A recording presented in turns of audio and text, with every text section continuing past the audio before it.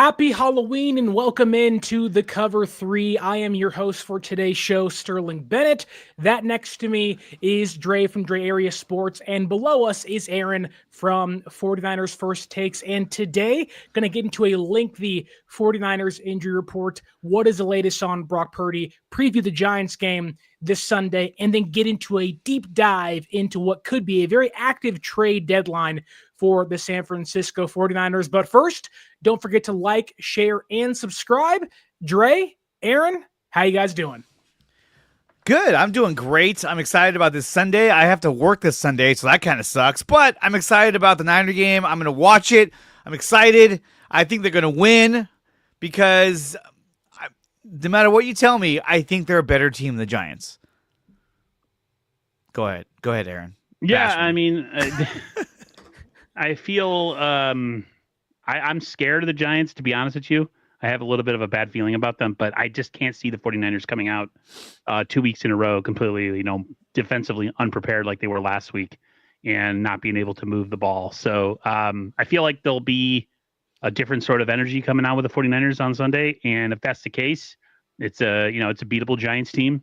The Niners just got to not beat themselves and get themselves into a chance to be 6-3 going into their matchup with the LA Rams. Yeah, this really is a must-win game for the San Francisco 49ers on multiple fronts. Whether it is, again, trying to be 6-3, maybe back in first place at the end of the week, and hopefully playing the Rams being either tied for first place or at least still holding on to that tiebreaker leading into Week 10 against them. But losing would also impact their trade deadline and what they do maybe on next Tuesday. But that said, the San Francisco 49ers, as always, have a lengthy injury report leading into this game on Sunday. And let's start things off with what everybody has been anticipating over the last, 4 to 5 weeks or so, and that is the potential return of franchise and starting quarterback Brock Purdy. Because we got some reports yesterday that Brock was looking better in practice, that he maybe was moving around, more mobile, the throws were more accurate, and was trending towards potentially playing. Today, though, we do have confirmation that Brock Purdy's no longer listed as doubtful or out. In fact, he's questionable to return against the New York Giants on Sunday. And according to Matt Mayoko, could even be Mac Jones's backup at MetLife Stadium against the New York Giants. Dre, I'll ask you this first. Do you like Purdy might come back on Sunday? And are you okay with Purdy being the backup quarterback, even if he isn't 100% healthy this weekend? I'm okay with him being the backup quarterback. I want him to be as close to 100% as possible, especially if they're lining him up to play against the LA Rams, which is going to be a huge feat for a quarterback who hasn't played in several weeks. I worry about that because, he hasn't played, and so he's going to have some signs of rust, which I hope he doesn't, but he might. And how'd you make that bigger? I hit the bigger button. I didn't even know there was a bigger button. That's pretty cool. I just saw it get, like, what the hell? It can go How'd so you many make that places. bigger? How'd you make that bigger? I just rubbed on it. Yeah. All you gotta do is blow. But look, I think that for me, I would rather him come back when he's 100%. But still, a little bit of me is like, I don't know if the Rams game is the game I want him coming back. That's a lot of pressure. Not that he can't handle pressure. I mean, he's a good quarterback, but I want to make sure that it's the right situation. Our offensive line has been pretty bad lately, and I feel like, we need to protect Brock Purdy as much as possible. And putting him up against a guy like Jared Verse makes me nervous. Going against Thibodeau and what's his name? Abdul Carter. Brian Burns. Yeah, they're like coming after you nonstop. And so my fear is that going into this game, we might see the same thing we saw against the Texans, where Mac Jones is under pressure all the time. Now, they are bad against the run, so they should be running the football, but we'll see what they do. Yeah, man, I'm excited that that's the news, that he's trending the right direction, because you guys know how much I've been a pain in the ass about the injuries, and I'm just complaining about them, talking about them, mocking them. But listen, I love Mac. I love what he's done. I know I said some things early in the season that came off a little bit ridiculous. When it comes down to it, I'd rather have Brock Purdy playing. However, not on that turf in New York. Let him sit another week. He's your starting quarterback. He better be ready against the Rams. No excuse. I don't care if he's been rusty or he's rusty or if he's missed games. You're getting paid a lot of money, dude. You got to figure it out. You got to figure out how to be ready when you get paid that much money. No excuse. So, yeah, great news. Can we just get more trending in the right direction news? Maybe the next 3 to 4 weeks, please. Well, we kind of are. We are. I mean, yes, Yeturgos Matos, he's not going to be there, but we know he's trending in the right direction. Be there for the Rams game. But me and Sterling think he's trending back in the direction he came from. Well, I think he's trending in a place where they're like, hey, you know what? When you're healthy, let us know because we're just going to keep adding players, and you could join us whenever you deem ready, I guess. That's probably a good segue into the rest of the injury report in this game against the Giants. Jake Brendel's not going to play. I think he'll probably return either against the Rams or the Cardinals. Shouldn't be out for too much longer, which I don't know if fans would even like him to return this year, but we shall see as the year progresses. Yeturgos Matos, after practicing yesterday, did not practice today and will not play on Sunday. Bryce Huff should be back against the Rams next weekend, but not going to play this Sunday. And as Aaron calls him, Princess Pearsall is also out this Sunday. But he is trending in the right direction. He was practicing, or at least on the sideline yesterday and 2 days ago. So some good news for the San Francisco 49ers, and really even more so because of guys like D. Winters, Jordan Elliott, Sam Okawanu, all questionable. Alongside them are two guys on injured reserve, Ben Barch and Spencer Burford, maybe two left guard options for them that might come off IR as soon as this Sunday. So some good news there, but I want to steer things back to Brock Purdy for a second because we have a comment here in the YouTube chat by one of our favorites, that being Strawberry Reacts. And they say, if he's the backup, he's been benched. He's not returning. He's been benched. I want to push back on that because I don't think Brock Purdy has been benched. And really, there is no confirmation he'll be the backup this Sunday. In fact, Kyle Shanahan today said that he has a chance to be the third emergency quarterback in case Jones or Martinez goes down with injury. So I don't think Purdy's been benched. I think that'd be pretty foolish to say. However, I don't really love Purdy maybe being active on Sunday if he isn't 100%. Because the last thing you want to have to do, or the last thing you want to do, is have three quarterbacks active and then maybe not have a defensive tackle or a cornerback or a linebacker, knowing that some other positions have been depleted and likely you can survive a game against the Giants with Mac Jones. Now, maybe there is some trepidation because of the turf, as Aaron said. It's been pretty scary for San Francisco, dating back to 2020. You saw this year, Malik Neighbors jumped for a ball and his leg exploded. So there's certainly some concern, but Brock's not been benched. That's pretty crazy. But I think that the Niners are kind of playing with fire no matter when they bring him back. I'm leaning towards maybe after week 10, but do you think it might be too soon for Brock to return? And do you like him maybe being active on Sunday? It's hard to tell with this team and the way that they deal with injuries. Because we thought he was ready to go back for the Jacksonville game, and that set him back, weeks upon weeks. And if you go based on the report that was during the Sunday night game, where she essentially said one move in the wrong direction could reset the whole injury again. Man, I want him back when he's healthy, and I want him to be here for the stretch run. Like if we have a chance to win some games down the road and during the stretch, I love Mac and stuff, but like Mac's so immobile, and I feel like the Niners offense it loses a lot with Mac in there when it comes to plays that are not.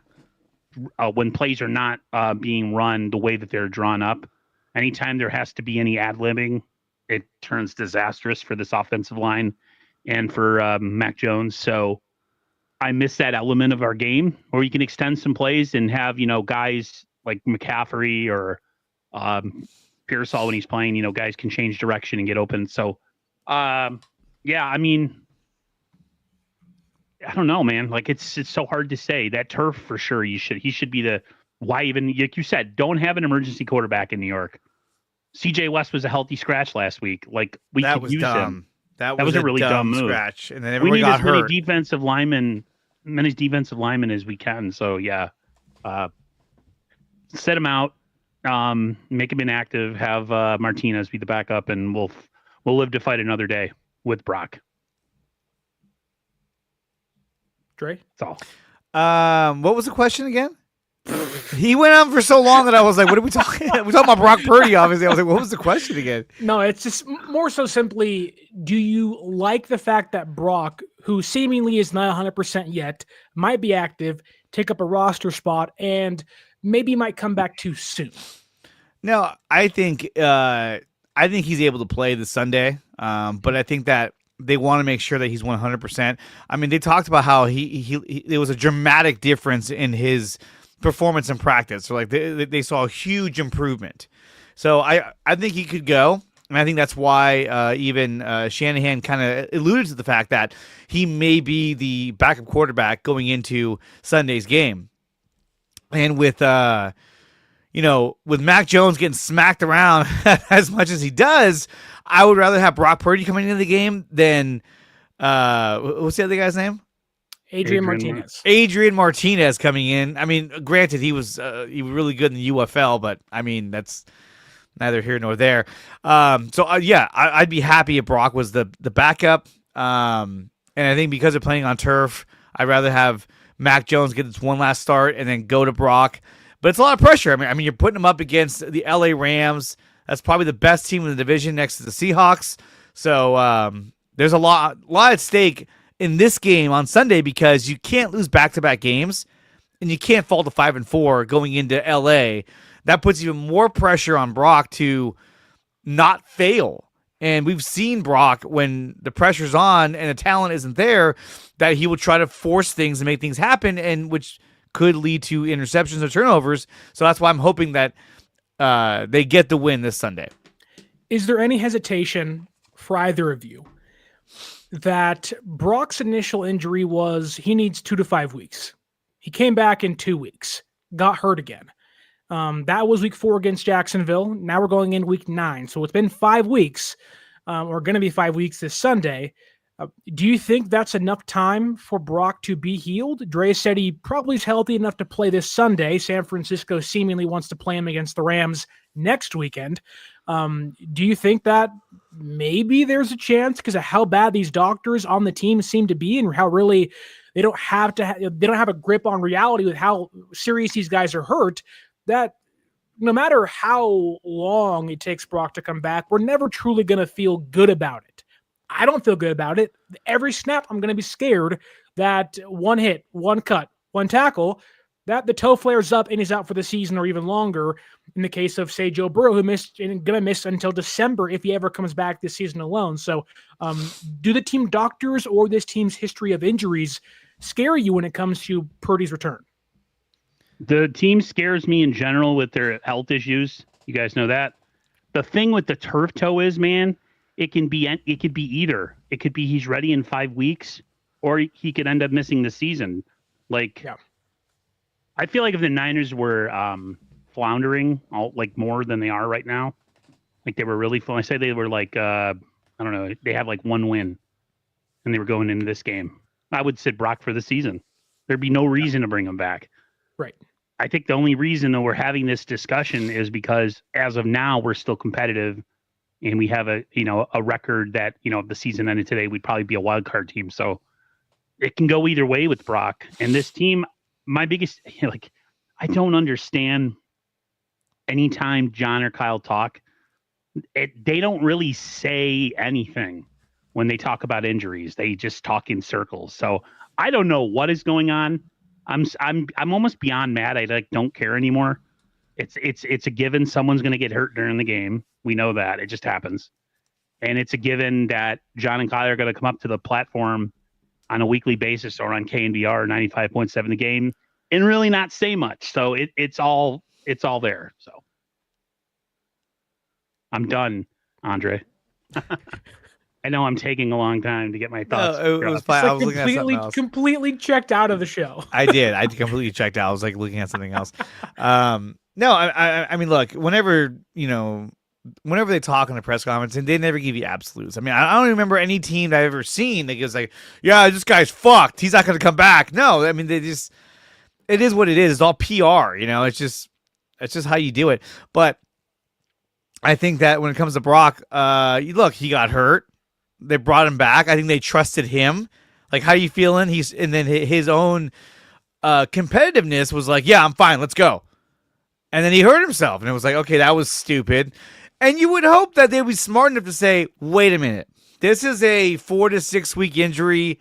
You're not coming back until you're 100%. But they let him make that call, and then they saw how bad he performed, and they were like, oh, crap, we shouldn't have done that. And I think Brock was even like, oh, crap, I shouldn't have done that. And so now they're kind of pushing it out. Should they have put him on IR after, what was that, week 4? We got hurt in week 1 and then came back in week 4. Week 3 is when the Jaguars game when, I'll help. Week 4 was week 4. Yeah. He should have went to IR right there. Yep. And then that would have then sealed the deal and say, hey, look, you're just going to rehab and get healthy. And I think that's what they should have done. But what's crazy is that he's already missed more games than he would have of the 4 required IR games. Right. So it still would have been a pickle anyway. Right.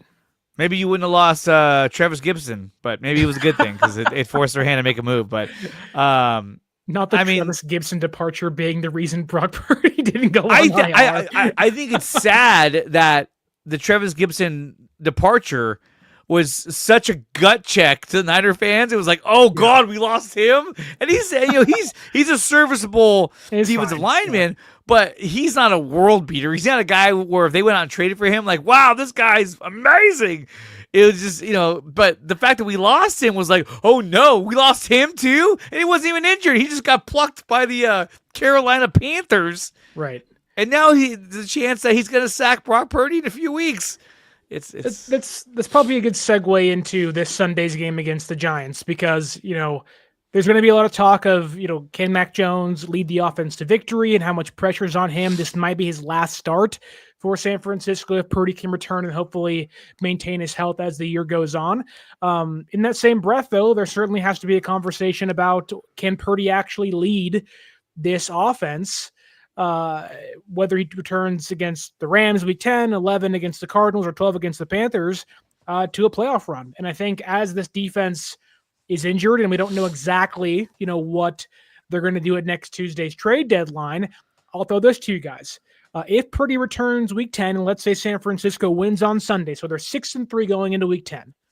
At that point, you have to win 4 more games, get you to 10 wins, probably a wild card team if you're lucky, and the Rams falter.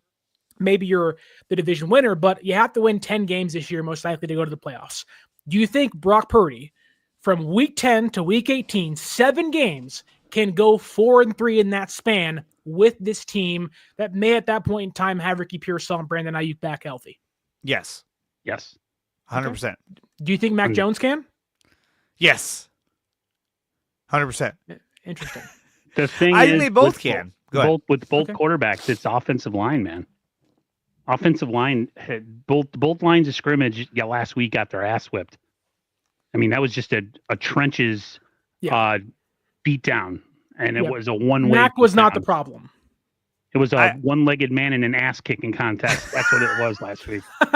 I mean, pretty much. I mean, look, I didn't see much of anything that was like, oh, Mac, the hell's wrong with you? It was just he dropped back, and it's like, oh, God, there we go.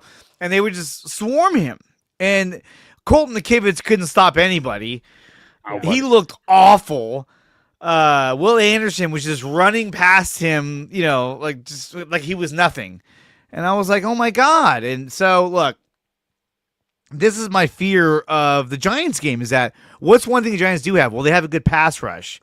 Right. And it doesn't seem like it takes much of a pass rush to get to the quarterback when you're a defense going against the Niners O-line. So, and then, I know Ben Barch is questionable. I don't think he plays.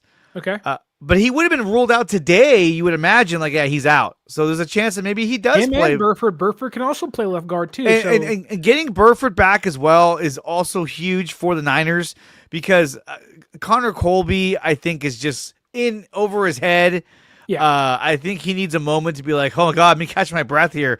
These guys are just, defenses are scheming towards him. Like, oh yeah, this guy, he's kind of weak. Let's pick on him. And they're running stunts on him. They're running all kinds of blitzes by him, and he's not doing a very good job. So getting a Ben Barch, getting a Spencer Burford is a huge upgrade from Connor Colby. And, I know the Niners did release Drew Moss. That was like, but they had to move somebody. I find it funny that fans are like, I can't believe they let go of a UDFA backup inside offensive lineman in the middle of the year when they're getting back to inside offensive linemen who have much higher potential and can help you now. It's like the dude was going to be a practice squad player had Burford not gotten hurt, and Colby was always the backup left and right guard in the first place. Why do we care that much about a backup, maybe third string interior offensive lineman? I get it, high potential, young dude, give him a chance, but like, he's never going to play ever. I mean, it's like Jared Kingston. We haven't seen or heard from him ever since he got they plucked. drafted that guy, and I think now he's in Houston. Yeah, or Carolina, whatever he's at now. He doesn't play. But I do want to ask you this though, because the offense, although has not been directly tied to the quarterbacks this year for San Francisco, right?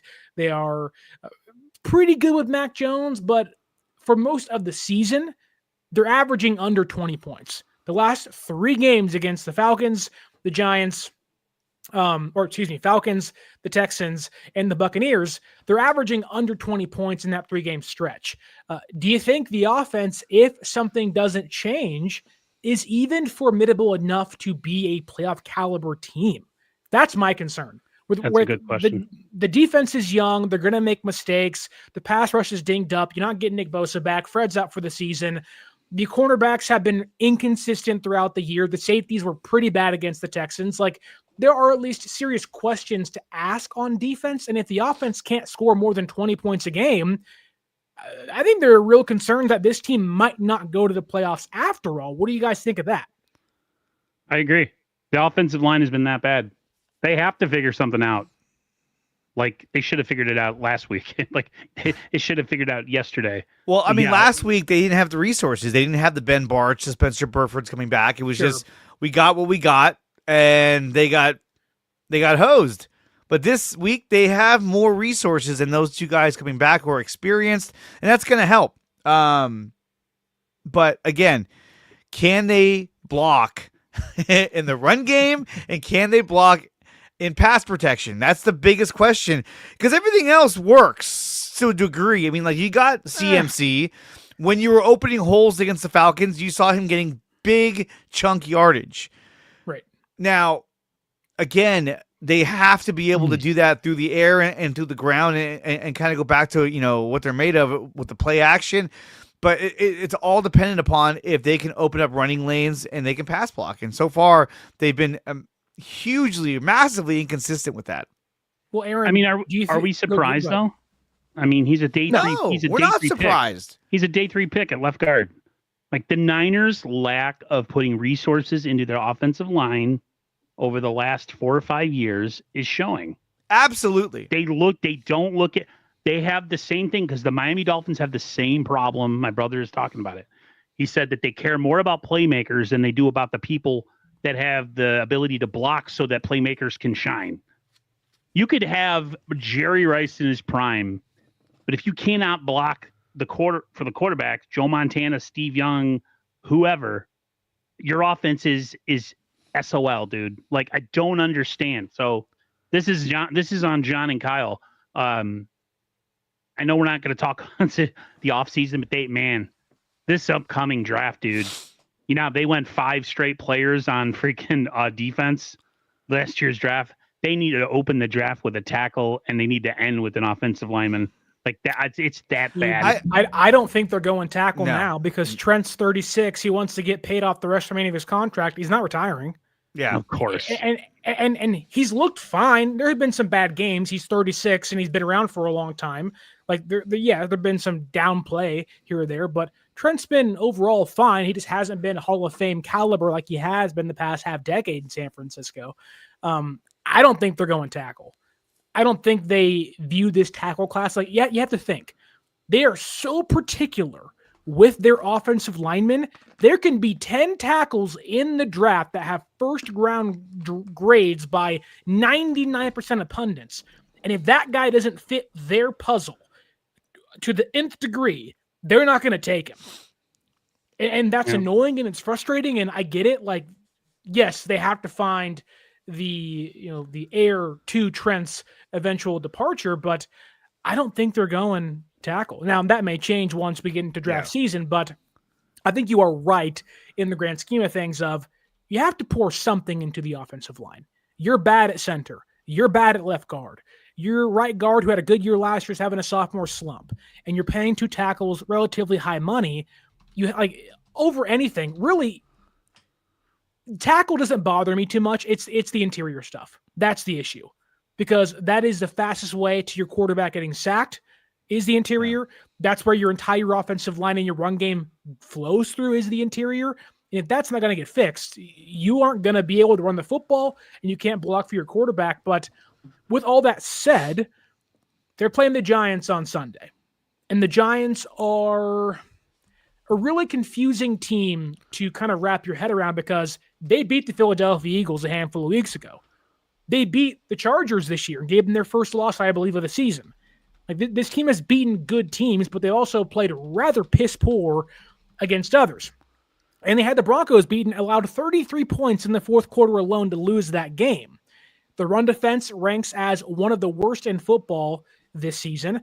They are near the bottom in yards per game, yards per carry, first downs allowed per game, and touchdowns allowed per game when it comes to their run defense. Their 2 starting linebackers have the 3rd and 8th worst missed tackle percentage among starters this season. We saw Christian McCaffrey touch the football 12 times against the Houston Texans. If this team does not feed Christian McCaffrey at least 18 times on the ground and have him catch the football 6 times, they are not going to win. I think every game has to be feed Christian McCaffrey because you don't have your top receivers. I thought it was near malpracticed the way they utilized CMC against Houston last Sunday. Yeah. And I think he's in for a big bounce back game. What do you guys think of that?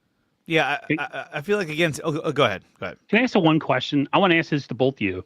Do you think because the Niners run a gimmick offense, I call it a gimmick offense because it's kind of misdirection. You know, it's not like your straight motion. Classic shotgun drop back throw 45 times a game. It's a lot of movement. It's a lot of misdirection. It's a lot of window dressing. Does that hurt them when they have to evaluate talent in the draft as far as offensive linemen? Like, oh, can this guy pull? No, he can't pull. Oh, he's the number 1 draft tackle in the draft, but we're not going to draft him because he doesn't fit our specific the way we run things because it's requirements. Right. Yeah. Does that stop them? I think over anything, San Francisco doesn't mind drafting smaller guys that maybe aren't as strong, aren't as big, aren't as powerful, that have shorter arms, if they can be athletes. Because those guys have to pull. They have to get out in space and go get to the second level as fast as humans possibly can to open up space in the offense. So I think that is what maybe you're getting at. Now, with teams running wide zone offenses in football and inside zone offenses and having guards pull, but I think, if you can't pull as a tackle, you're not getting taken in the first round, let alone at all in the NFL. And if you are getting taken, you're a UDFA or a day 3 pick for a reason. But I think San Francisco values the athletic traits over tackles in their offensive linemen, maybe over just getting somebody in there. Like Philadelphia, they don't run the wide zone scheme. So they can just have maulers on the interior and just move the football 4 yards at a time, on their runs in their gap scheme. However, I will say this, though.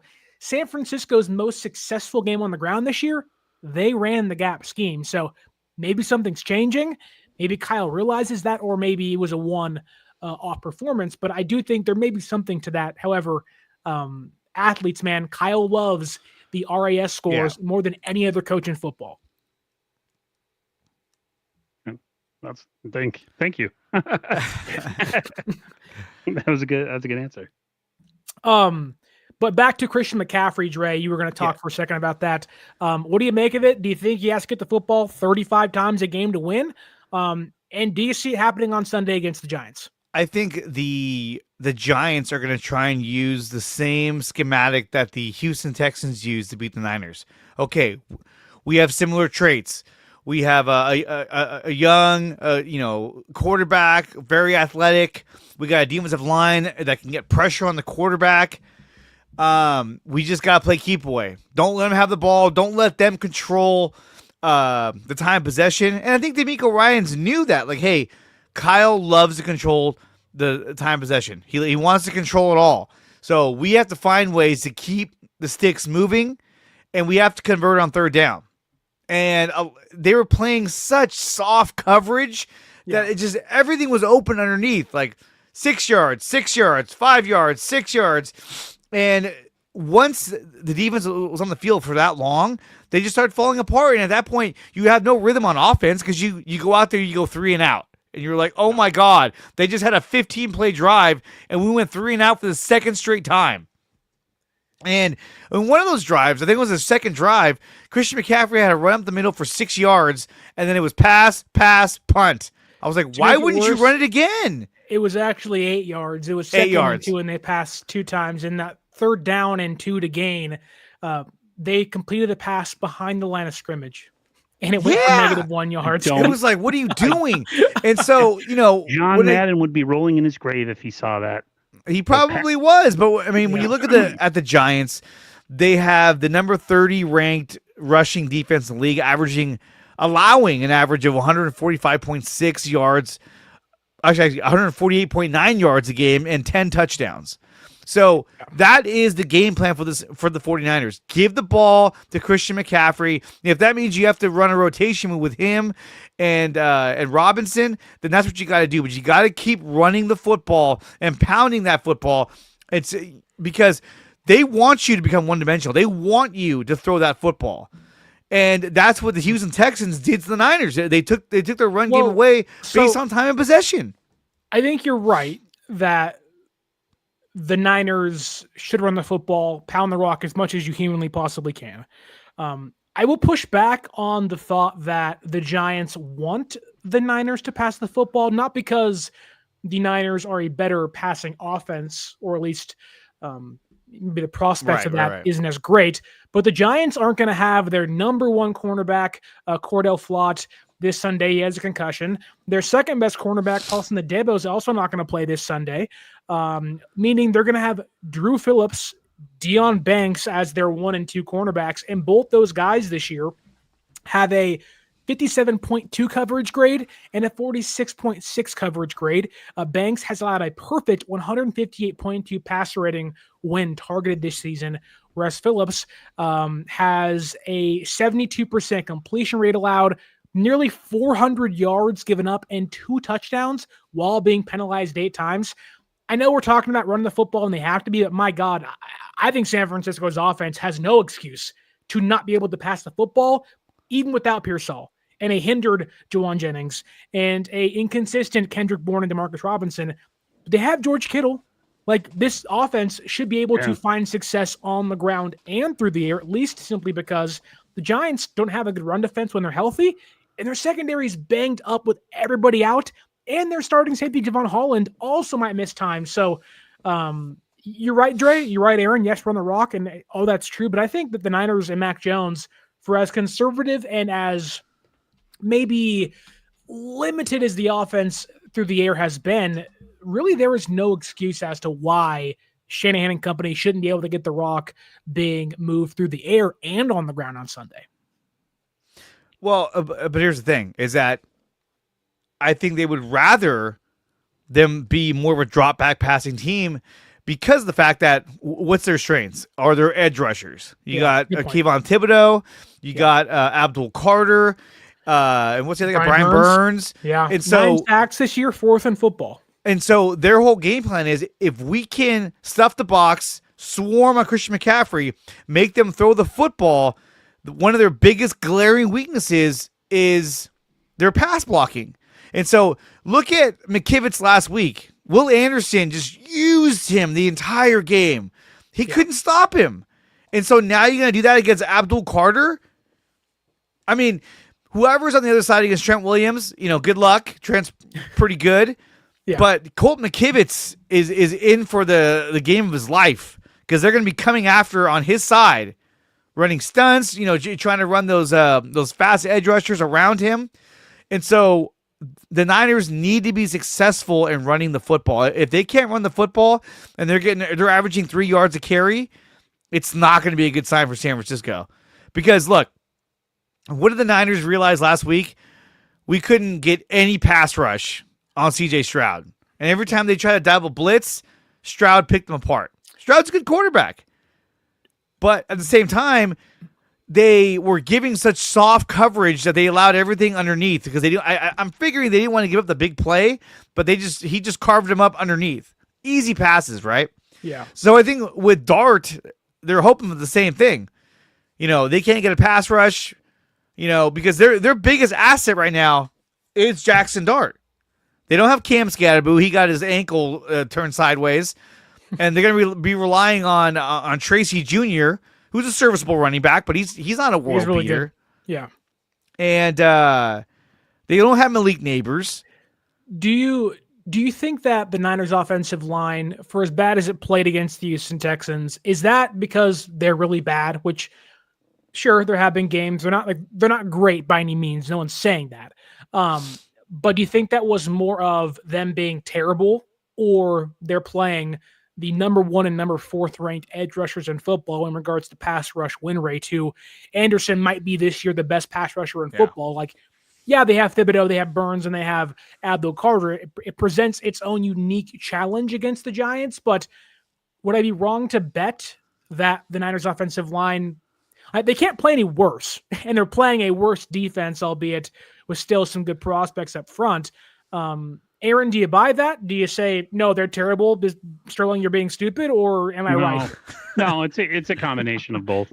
I mean, who knew that if you had healthy defensive linemen going at it and you have 3 of them on the field at the same time, like the Texans do, who knew you'd get pressure, right? Like back in 2019 when we had Bosa, D Ford, Buckner, and Armstead. I mean, 4 guys rushing consistently, getting pressure consistently, didn't matter the offensive line. So the Niners have major issues on their offensive line, like you said, especially the interior. You got Pooney, who's regressed incredibly bad. How much of that is injury? Brendel's always sucked. We've always known that. He's always been bad. And then left guard, I mean... Well, now it's Matt Hennessy, though. Yeah, it's Matt Hennessy. Hennessy! Maybe he plays a little better. I don't know. I think it's a combination of both, but I do think that the 49ers are being kind of exposed for their lack of putting assets into their offensive line. It's obvious. Yes, you could make the argument easily that San Francisco has neglected their offensive line in terms of adding, talent through offensive line. Yes, they have Trent Williams. He's amazing. That's great.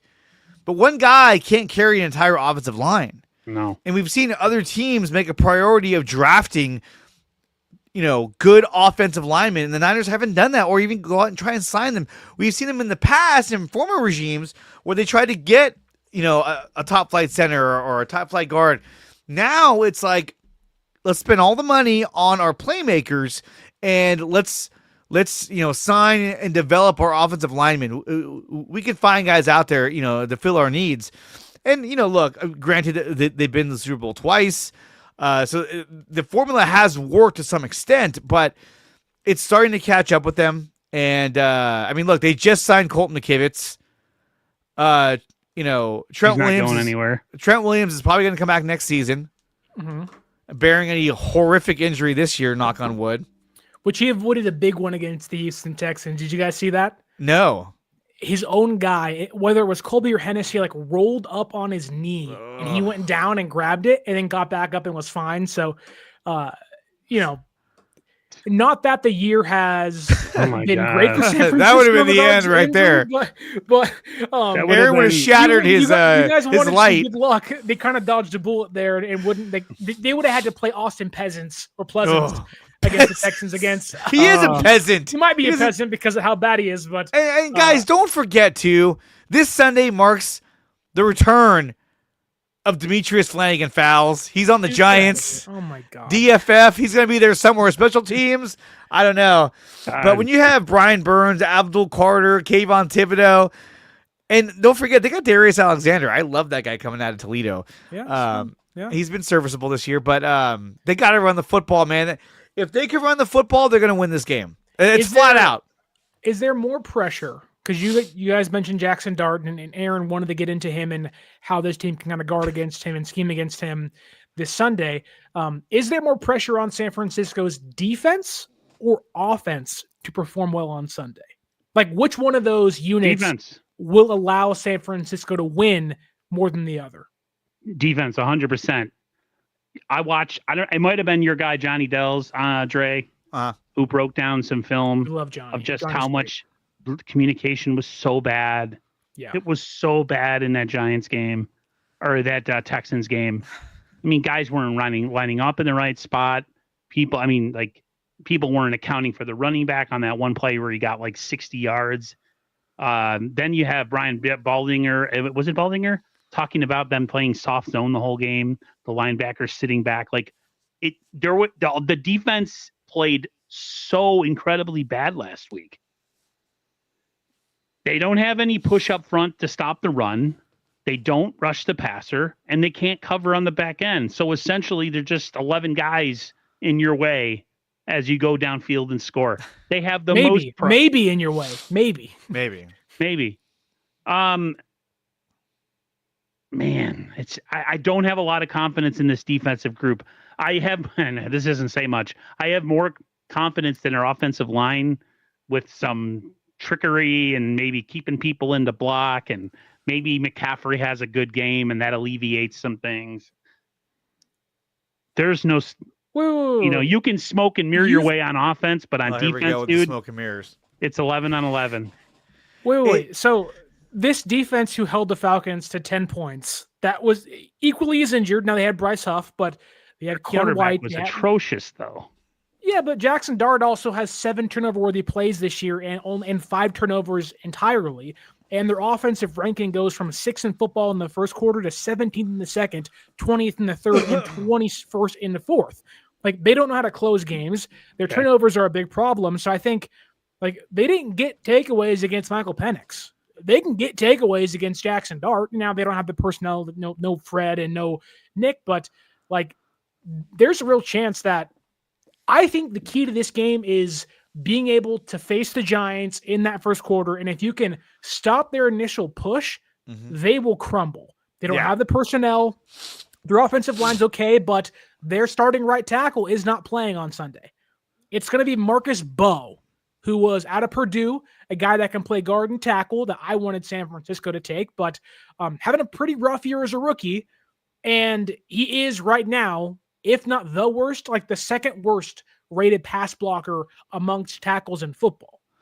Yeah, but I mean, we've played against teams where Sterling has brought up this guy is like the worst, you're right.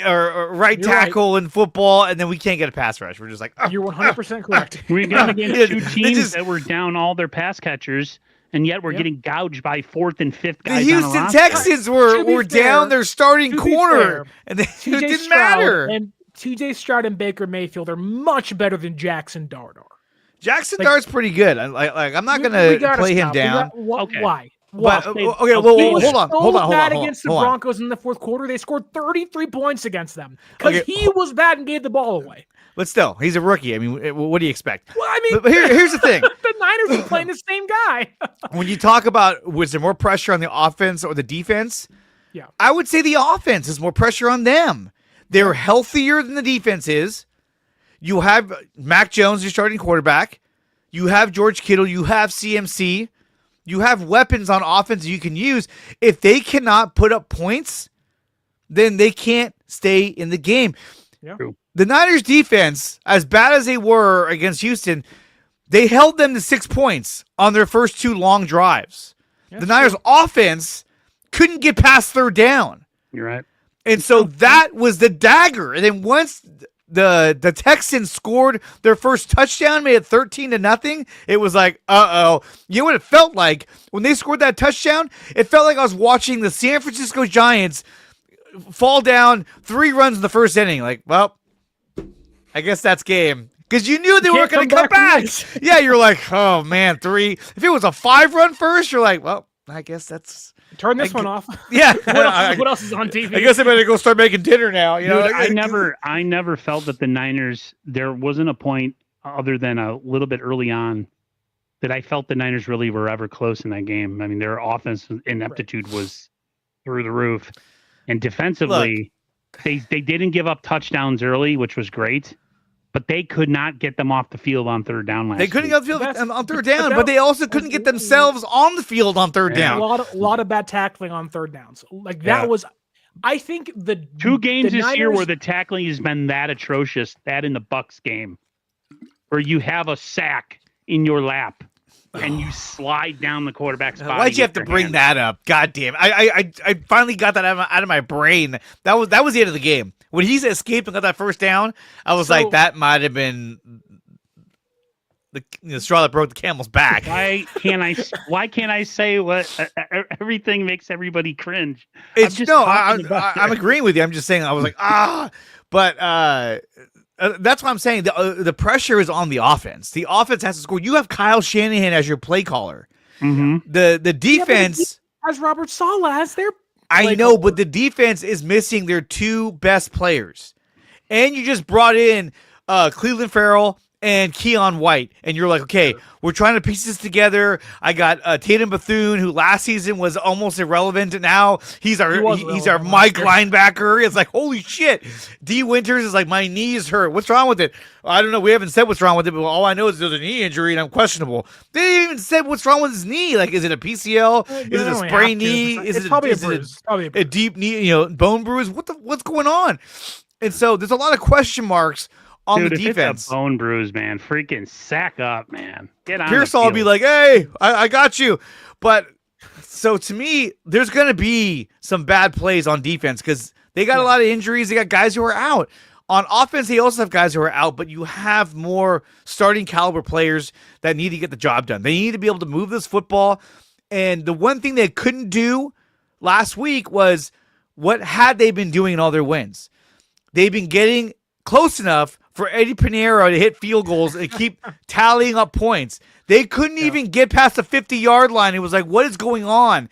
Yeah. And like that play you were talking about, Mac Jones throws a pass to the right sideline, and it's short of the first down. It was like, okay, well, that was pointless. Like, why'd you throw it there for? Probably because he didn't want to get sacked. He was like, oh, God, they're coming. And so that's why it's so important that they run the football, because otherwise you're going to force Mac Jones to drop back and to pass on third down and shotgun, and the Giants are going to pin their ears back and just come right after him and apply pressure on Mac Jones. And that's what we can't afford. Now, if it's Brock Purdy and he's healthy, Brock Purdy can escape the pocket and make things happen, which we all know. You can have a stellar pass rush, but if that quarterback breaks contain on a consistent basis, that is so demoralizing for a pass rush. That might be something that the Niners have to face this Sunday against Jackson Dart. The Niners in previous years have really struggled against mobile quarterbacks. They've been better this season, like they really have been. Yeah, they have been. Outside of the Baker Mayfield big run, they've been pretty good at it this year. Is that because I saw this Niners defense, and it was my biggest complaint of that game, besides the bad tackling, is the inability to be patient, leaving your zones, leaving your mans that you're covering, but also just kind of you see the football and you don't really know how to react, and your reaction either is to not react at all, get caught between, or over pursue so badly that you look like you're tackling air or you're running after nobody. I think that is a big concern for me against Jackson Dart, where throwing the football, not too worried about it, but I think the read option might be a big thing the Giants will utilize, or at least try to expose this really young Niners defense. Mainly their linebackers, who I love D. Winters, but he's flying around sometimes and not hitting anybody. Same thing with Bethune and other guys in that room. And really even on the back end with the safeties too, like they play so aggressive and so quick. Sometimes there ain't nobody there to tackle when they get there, or guys just pause and they're flying by him going 100 miles an hour like, oh crap, what do I do? Aaron, you wanted to bring up Jackson Dart and San Francisco's defense against him. What do you think about it? Yeah, the mobility has always been the crux of this team, even when they had good players.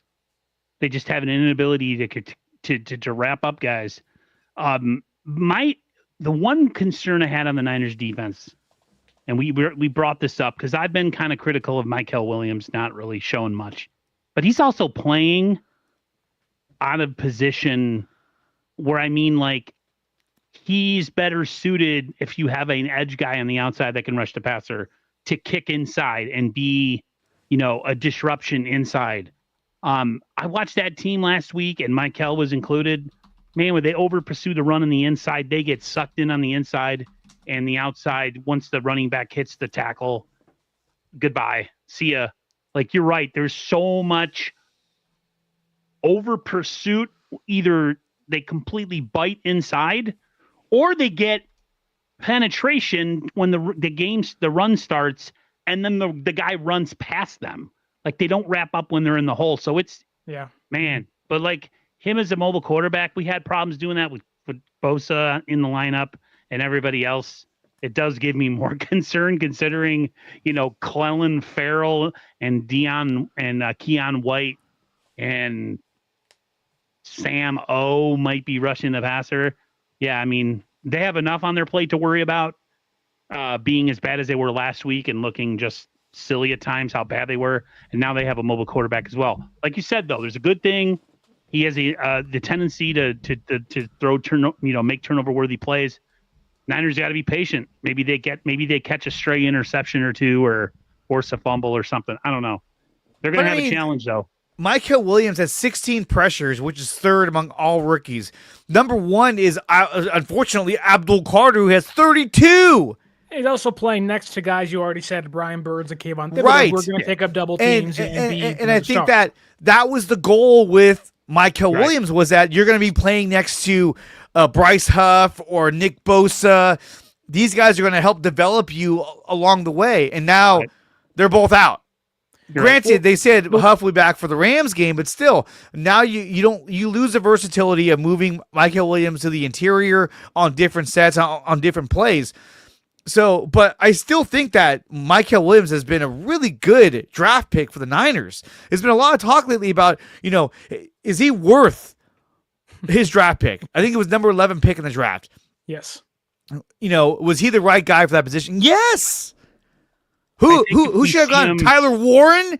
I feel like if he's in the good year. If we have he's having a good year, but I mean, he'd be the second tight end behind George Kittle. Now, granted, he would have been the starter because Kittle was out for so long.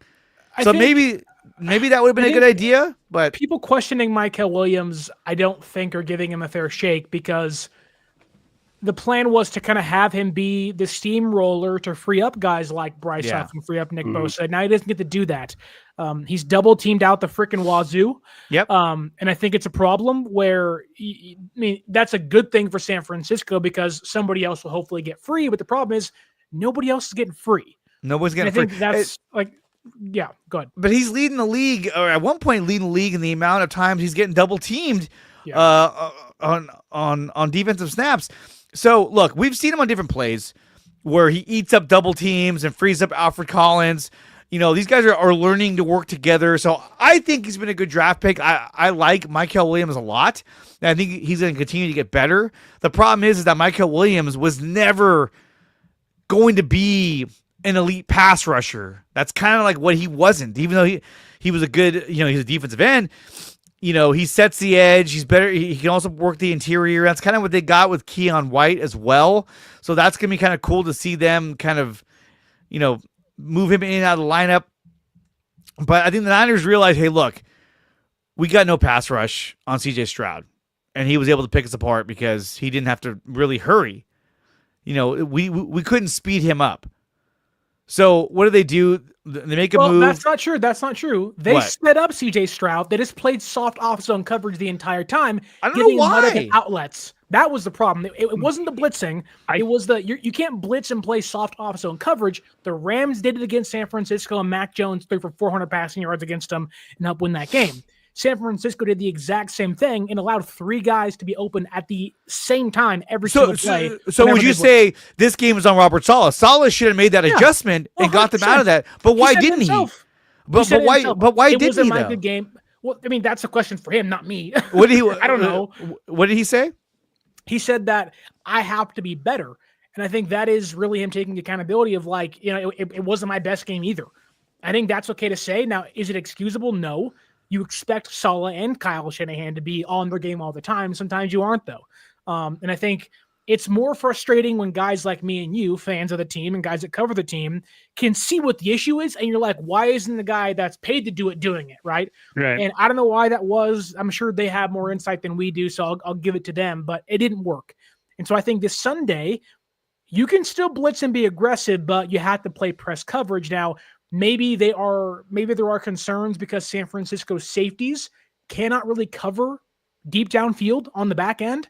And if you play press and guys get behind you and you don't bring guys home, because San Francisco's defense has had that problem really since 2023 of wrapping up sacks, that if you don't do that, you're going to allow 40-yard touchdowns a lot in this game. So, or even against the Houston Texans. So, it was a bad coaching game from Saleh and Shanahan entirely, but I do think there is a chance to bounce back in a big way, knowing that you're playing a worse quarterback in a worse offense that will make mistakes. Stroud is not a mistake-prone quarterback. He just had bad weapons in a brand new system. That's different than the Giants, who are a young offense, doesn't have their weapons, but also a quarterback that will make mistakes as the game progresses. Well, it was tough to see Stroud play so good against the Niners defense when in the previous week he didn't play very well against the Seattle defense, and you're like, wait, it's also that prime time in Seattle. But yeah, so that was tough to watch. But like before, the biggest mistake the Niners ever made was not signing DeForest Buckner. Ever since that offseason where they didn't bring him back and they went a different direction after that Super Bowl year, we've never had that crushing defensive pass rush. You think that is their biggest mistake this regime? Well, I wouldn't say the biggest, but that was a pretty big mistake. Okay, whatever. I don't think they literally, but I think that was such a big mistake. I mean, come on. Sure. Like, that was huge. Well, okay, so that was more so to pay other guys on the roster and keep. Yeah, but still, that defensive line was dominant. Like, I don't think DeForest Buckner being on the roster helps them win 2 Super Bowls. Or he was there the first one.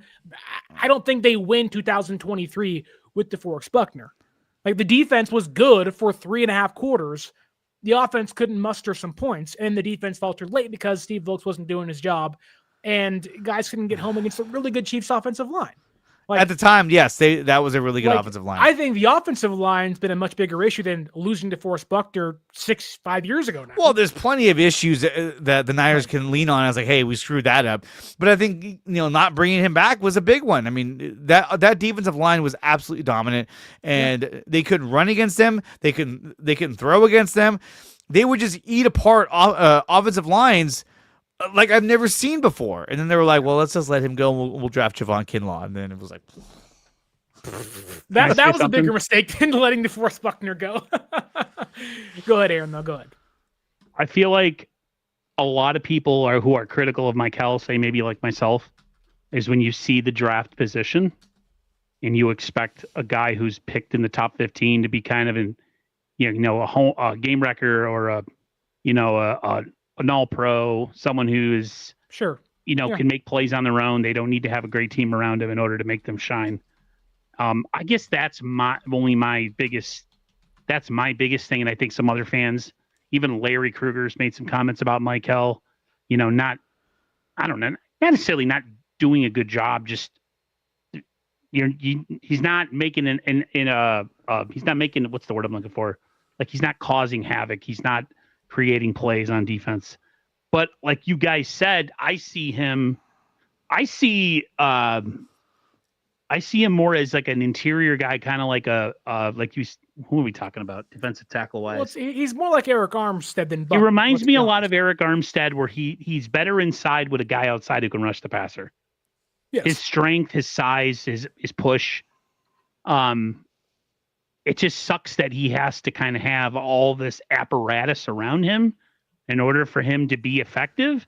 You would love somebody that you pick in the top 15 to be able to get to the quarterback or, make plays on the quarterback without having to have all these things going right in order for him to kind of shine. So that's where I get a little bit impatient.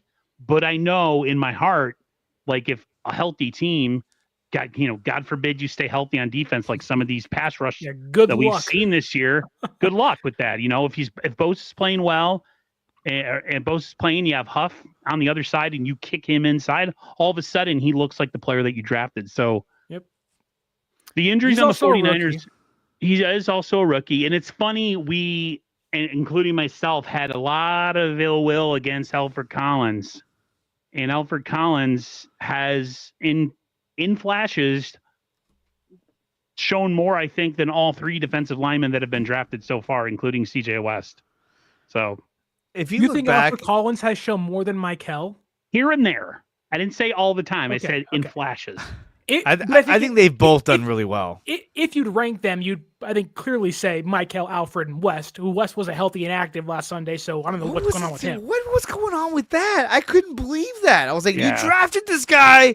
Bodies, they got to have bodies, and they said, we're okay. And then, of course, Collins went down, Elliott went down, Kalia Davis is falling over. You're just like, oh, my God, and you had to make him inactive. I wonder who it was. Who was the player? They were like, let's make CJ West inactive, and we'll make Jordan Watkins. This guy active. They had to have 5 receivers healthy. A guy who they're never going to use the correct way because Kyle refuses that. Well, I think it's not even that. I just think he's not going to see the football field. He's just not. Yeah. Because they don't play more than 3 receivers at a time. Ever. Yeah. When do they ever have a 5 receiver set? They never do. Never. Or a 4 receiver set. They rarely ever really do that. Tried on Madden. You can't even get them to run a 4 receiver set on that game. Well, you don't have to because you have Kittle and you have Christian McCaffrey, so it alleviates the pressure of that. But okay, then you don't need to have Robinson, Jennings, Bourne, Watkins, and Sky Moore active. Dude, Sky Moore is an unnecessary player on this team. This is worse. I'm looking at the 2020 draft when they drafted Javon Kinlaw. I know I'm going off base here. We just talked about Javon Kinlaw. They traded draft picks with the Bucks, and the Bucks drafted Tristan Wirfs. Right. That's who the Niners should have drafted, was Tristan Wirfs. But they drafted Javon Kinlaw. You imagine those bookends at offensive line? But the guys that they passed up on, Jerry Jeudy, AJ Terrell, it's a good corner. CD Lamb, Justin Jefferson. They got Ayuk that year, though. Patrick Queen. Justin Jefferson? He's probably the best receiver in the freaking league. I said it. I said, No, I said to CD Lamb. Patrick Queen, he's a great linebacker at LSU. Patrick Queen sucks. What are you talking about? Well, he had a good year. The Pittsburgh Steelers would send him to Ukraine if they couldn't say, "Fight the war, brother. We'll see you next year." And then he's so bad. The Niners did draft Brandon Ayuk. That's good. He's been pretty good when he's healthy. Jordan Love. Jordan Love is a good quarterback. He is a good quarterback. He's good. He's not. He always gets hurt. But anyway. No, he does. He always makes a dumb play on the field. There's always. Chase Young was the number 2 pick in the draft. I mean, who was in San Francisco last year? I do find it funny though when Niner fans are like, "Well, you should have had Tristan Wirfs," like they didn't have McGlinchey, who was a first-round pick 2 years prior. I get it, future is now, so they were never going to take a tackle that year, anyways. Okay. Now here's my point and why I even brought this up. Bobo nailed it. Javon Kinlaw, Solomon Thomas, Trey Lance. These are guys the Niners have drafted. Drake Jackson. Do you know the theory behind the Solomon Thomas pick? What, because he was at Stanford? No, that's literally it. Him and John Lynch had a class together. And that's why they picked him. It's crazy. It was so dumb. That was the experience of John Lynch in his first year. He's like, I love this guy. I want to bring him on. Yeah. Okay. This is why I bring it up. Dante Pettis. Thank you. Ehrenberg, Ricky Pearsall, the verdict's still out. I think he's still going to be a good player. Good, man. Chill. He's going to be a good player. And by the way, the Pearsall nickname, Princess, I didn't give him that name. I stole that. Yeah, you did. You're a thief. I I don't know stole what's it from worse, somebody. a thief or a liar, Aaron. I'm neither, so I don't know what you're talking about. No, I literally stole it from somebody. I just thought it was funny. I think it's funny. I like It's funny. I think it's funny. To me, the injuries now are just a joke. Like, I don't get mad anymore. I just laugh like maniacally. Like, yeah, that's great. That's awesome. Okay. So let me get back to my point. In round 2 in 2022, they did Drake Jackson, and then they put Tyrion Davis Price. 2 busts. That's bad. Sorry, Miss Jackson. Jair Brown, Jake Moody in 2023. Cam Latu. Yeah. Garbage. Jair Brown, I don't know. Pretty garbage. Cost controllable garbage right now. You go back even further. That's all it is. First 3 picks in first round, second round, third round. Trey Lance, Aaron Banks, Trey Sermon. Yeah. And you go back to the 2020, Kinlaw, Ayuk, McKivitz. McKivitz was the 5th round pick, so they had 2 first round picks and used on Kinlaw and Ayuk. Hey, at least we got the famous Kinlaw Grant Cohn episode. That was great. That was great. Itself. But then when you go into 2019, in the woods eating that squirrel, I was like, yo, dude, you about to get rabies, man. What are you doing? Oh, we're like in the 3rd round, 2019, Jalen Hurd. Yeah. Dante Pettis in the 2nd round, 2018. Okay, the list goes on. Do you know what's crazy, though? Is that Jalen Hurd. A lot of those guys... Solomon Thomas and Reuben Foster. Well, Reuben Foster could play. He just couldn't not get in trouble off the football field. Yeah, and since then, it is like that burned the bridge for San Francisco drafting Bama players. Like that was their first year as a regime. They take Foster. They felt lied to by Nick Saban and the guys at Bama, and they haven't taken one since, I believe, because of that. Like, they've been burned by it.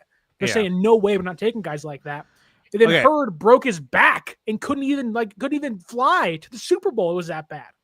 He broke it against the Cowboys in preseason. Peter King called him the potential rookie of the year. He breaks his back and you never see him again. So my point is this. The Niners have been dog shit at drafting in the 2nd round, the 3rd round, the 1st round. They have not been very good. Granted, they drafted Nick Bosa, but I mean, who wouldn't draft Nick Bosa at that point? Yeah. So some of these picks, you're like, well, you'd have to be a moron not to draft that guy with that 1st round pick. This is why I would trade a 2nd round pick for an elite pass rusher, because you haven't proven that you can even use these picks efficiently. Okay. True. And so that's why, if you want to get an elite player in a trade, maybe you do give up the 2nd round pick because you haven't done much with it in your whole organization. Okay. This is a regime. But I think what you're getting at is something that you DM us constantly about. Damn right. Which I appreciate. Is that Dre is a big advocate for San Francisco trading essentially whatever it takes to acquire Trey Hendrickson at the trade deadline. And I will say this, Dre, for maybe my lack of belief in it happening, you are not alone. Niner fans, for whatever the reason could be saying going all in. It could simply be, you're terrible at drafting, so why not take a risk on somebody, take a swing, if you will. It is amongst the fan base a very common opinion to say, go get Trey Hendrickson. Aaron, what do you think of that? But also on top of it, do you guys even think this is possible, and why? Aaron, go first, then Dre. You can rant for an hour if you need to tell me why it's going to happen. I personally, I'm not against the Trey Hendrickson move if they could figure out a way to get him here and at the same time protect assets in one piece and be able to re-sign him. I would love to have him on this team. Let the record be known, he's currently injured. And he's currently injured, okay. But I argue this with a player. I argue this with somebody on X who was upset about the Keon White move and the Clelin Ferrell move, saying that the Niners were dumpster diving, which sometimes I say they are too. But I also understand that you can't, every signing that you make can't be an all-pro. They're just not going to give up assets for somebody who won. If you're not going to re-sign, you are automatically off the books. You're not coming to the 49ers unless you're going to play in 2026 and possibly beyond. And they're just they value those early picks for whatever reason, and they met. I think the Niners have a plan in place, not only this past draft but this coming draft too, to once again, get younger on this team with cheaper players, and they don't want to sacrifice that for a guy who's only going to be here 12 games, 13 games, or something like that, and then they're going to lose him in free agency. When I look at players that would be a possibility, I do look at Thibodeau, but is that any different? Would he be just as expensive? He'd be around for 2 years. Right. I would love Thibodeau. Don't get me wrong. I'd be like, yes. I feel like guys like Jalen Phillips, Bradley Chubb, if the Niners going to, I feel like they're more on the side of what the Niners would do, just because they're not going to garner as much draft capital. And two, if you do lose them in free agency, you're not I don't know. They're not game changers like Trey Hendrickson. Trey Hendrickson, if you bring him in here, you're expecting him to transform this pass rush from a bunch of also rans to something formidable, especially when Bryce Cuff comes back. So while I would love for it to happen, I just don't see it happening with the current roster construction, with the current financial constraints that they've been put on, especially this season. Even though they have a ton of money under the cap, they're still eating $90 million in dead cap space. Probably could be more now. So, man, I would love to see Trey Hendrickson in a 49ers jersey. I love how these reporters are like, the Niners are at the top of the list when good and well John's just not going to make that move. It's just not going to happen. Anytime I see a guy like Hendrickson, I think Eagles, I think Rams, I think certain teams, I think a team like Buffalo should consider it. But that's what I'm saying. Do you want the Eagles, the Rams to get this guy? We're not even. We might not even be good enough this year. We're gonna figure out a lot on. That's my point. Sunday. I think that you can work a deal with this guy where you make the trade, and if only if he signs an extension. If he's here just for this year, willing to pay him though? That's the question. Well, I'm not paying Juwan Jennings. I'm letting him walk. That's fine. That's fine. He's not under contract next year anyways. So what are you paying Trey Hendrickson after this season? You just saw Michael Parsons get $45 million per year. Hutchinson got $40 million per year. Hendrickson's getting at least $35 per year. He's getting at least $40 million. I'd probably give him what Hutchinson's getting. So you're going to pay Hendrickson more than Nick Bosa per season to be your number two? Yeah, well, you can call him number two all you want, but here's the problem, though. You think Nick Bosa is going to come back and say, hey, I want more money even though I blew up my knee last season and I was out for the whole year? Fuck no. Yes, he is. No. If you pay Hendrickson and make him the number two, he's going to want money. Yes. Yeah. Yes. I think if you bring him in, Bosa's going to say, I want to get back because now we're going to dominate and we're going to win a Super Bowl, which is going to be badass, and then I'll worry about getting paid. Players worry more about money than they do about winning, trust me. If you acquire Trey Hendrickson, okay, you're almost going to offset everything you did this offseason. Yeah. By adding $40 million plus of money. Obviously, they can maneuver the contract in certain ways. Yeah. But you're going to add a 30-plus-year-old edge rusher to the roster and say, hey, we'll pay you $40 million more than Nick Bosa. And you just paid Fred, his contract goes up. You just paid Kittle, his contract goes up. Purdy's extension kicks in next year. Ayuk's value jumps like $15 million next season. You're still paying Trent. You just paid McKivitz. He's going up next season. Like, you don't have the funds to even entertain the idea of paying Trey Hendrickson after this season. And Hendrickson I think you do. Is going to go to free agency and say, hey, now I have 15 teams that want me and can pay me. Here's a bidding war. May the best man win. I don't think if you get Hendrickson, that immediately replaces Nick Bosa on the roster this year. So now you're only down Fred Warner. It's not about this year. If you can retain him to next year or the year after in the next season, then you have what are the odds? Unstoppable defensive line. What are the odds Hendrickson willingly negotiates himself out of free agency, though? Why would he do that? Agents won't do that. He won't do that. Here's the thing, too, is like, internally with the 49ers, John, Kyle, Saleh, they know what they have as a team this year. And I think they have an idea of what their ceiling is as far as how far they're going to go. Yes. You cannot unless you are guaranteeing yourself to win a championship, like you're an unbeaten team, you got one loss, and your one loss is just some sort of fluke loss. That is the only way you take a rental on a guy like that, because you're almost positive you're going to be in the dance this year. They might not even make the playoffs this year with the way they've been playing. Same with the Bengals. And you think they're going to be like, we're not trading him. We're going to go all in on this team. No, they're not. Don't let the Bengals dysfunction become the Niners' problem. But my point is, I know everyone's like, all their linebackers are like, I want to request a trade. Everybody wants out. It's like, Jesus, what's happening over there? But my point is this: if you get, they're cheap though. Like, look, I would love anybody. I would love Thibodeau. If we got him, I'd be like, hell yeah, badass. The odds of that happening are slim as well.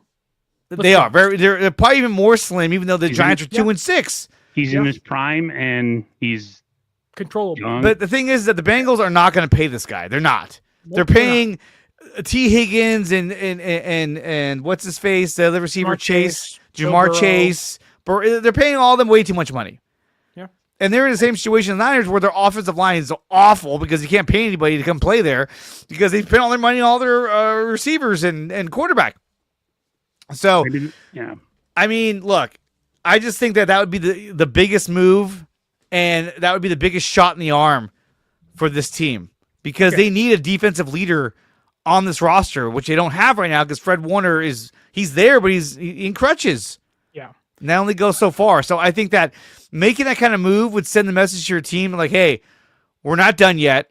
We're going for it. We just added Keon White, Cleveland Farrell, and Trey Hendrickson. That's massive, in my opinion. If they win against the Giants on Sunday, and they are 6-3 going into the Rams game, then internally maybe they have discussions. I still don't think it'd be Hendrickson, but like I keep thinking like Jalen Phillips.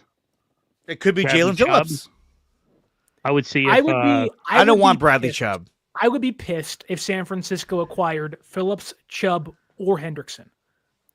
Chubb, 1-year rental, old guy, injury prone, not going to be here past this season. The Niners don't have picks in round 5 and 6. And Phillips is coming back from a freaking Achilles.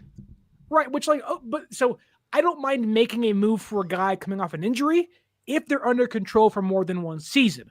True. Phillips isn't, and that's a problem. Henderson, same thing, currently injured, and the odds are you're not going to pay him because you can't afford to. I do think there are moves they can make that are probably a little under the Thibodeau, Hendrickson, and more along the lines of Phillips and Chubb, but guys under contract for the next couple of seasons to maybe the hit of losing a 4th-round pick not feel as hard or bad as the years goes on. San Francisco has 8 draft picks this year. Only one of those is on day 3.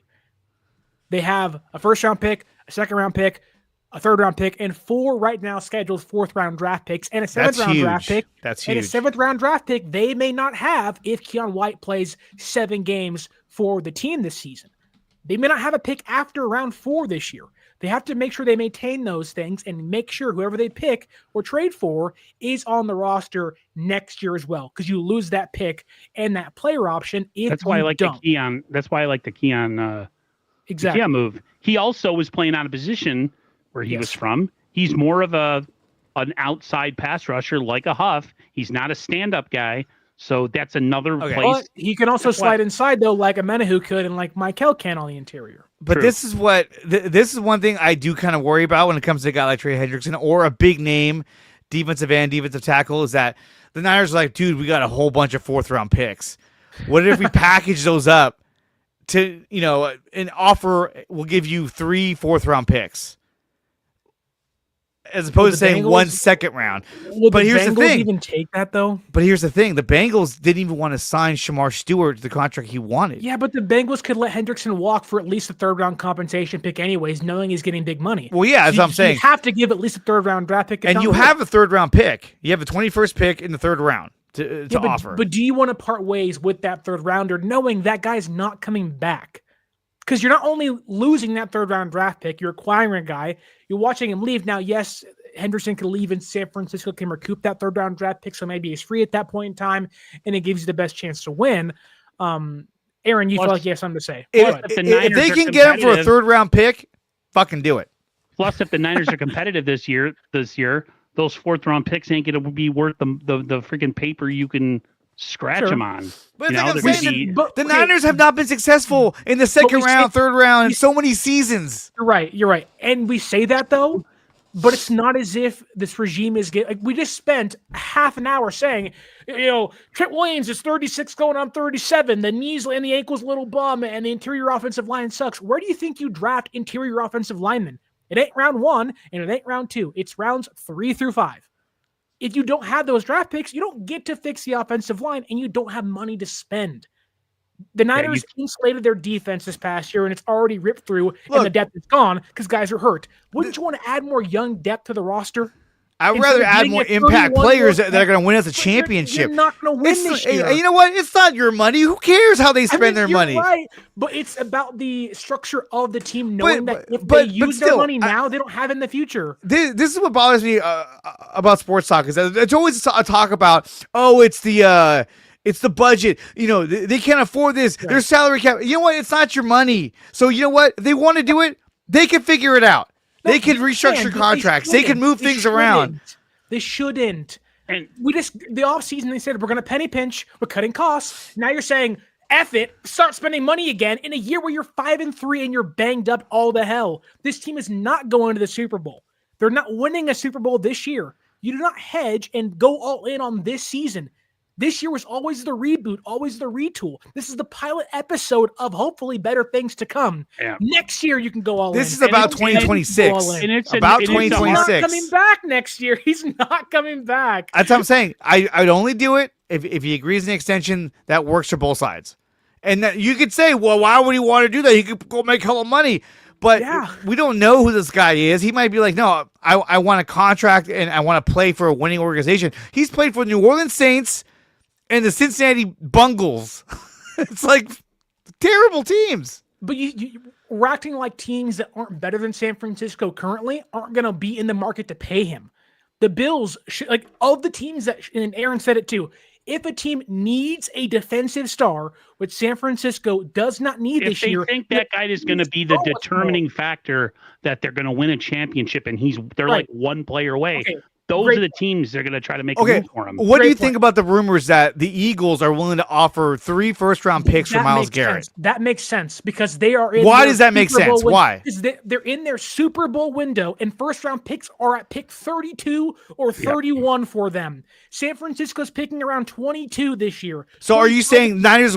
They're not in their Super Bowl window. It's closed. This is the reboot. This year was always hey, let's take a step back. We'll kind of see where things are at. We'll cut some funding. We'll get some young guys in the room. Hope they grow in a year or two. Then we can take a big 2027 is really the roster once guys are older and probably year 2 of Purdy's contract. Really, I feel like 2027 is the year that they might go in an all-in type of attitude. Yeah, because they're going to have another year of drafting even built convince up. me the next year too. But the problem too is that they're getting thinner at receiver. We don't even know how long Brandon Ayuk's even going to be here. And how good he's going to be when he comes back. Jordan Watkins, he's unproven. Juwan Jennings is likely gone after this season, based on what he's played this year. I'd trade him. I would trade him too. I'd be like, Cincinnati, I'll give you Juwan Jennings. No, but and then you got George Kittle, who's phenomenal, but he's getting older. So it's like your window is closing rapidly. Fred Warner, he's getting older. Nick Bosa, he's getting older. Okay, so you got to ask yourself, the core that we've developed right now, do we have time to win with guys that we're drafting, or do we have time? Should we take advantage of the window now? While we still can. I get that, but you're asking the Niners to have to win a Super Bowl this year. Hendrickson's, the odds would say, not coming back after this season, right? He'll only be here in 2025. Okay.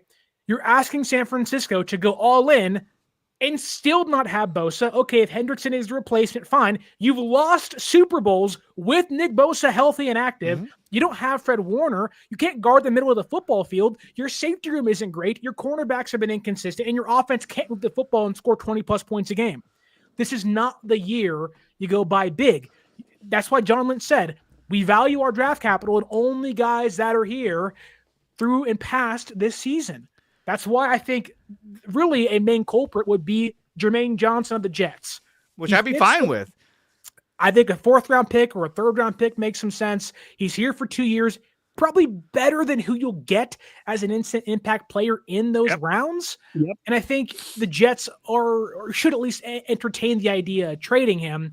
And I think it makes sense. San Francisco needs some edge rushing help, and Saleh knows him.